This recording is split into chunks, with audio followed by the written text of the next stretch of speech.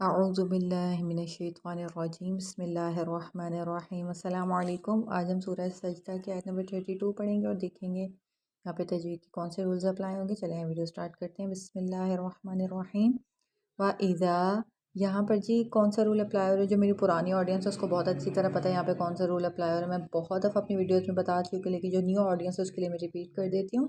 یہاں پر جی الف مدہ ہو رہا ہے۔ الف مدہ ہوتا ہے جب بھی خالی الف اور اس سے پہلے زبر آ جائے، اسے الف مدہ کہتے ہیں۔ تھوڑا سا کھینچ کے پڑھیں گے۔ وَإِذَا، اور زال کو ہمیشہ نرمی سے ادا کیا جاتا ہے۔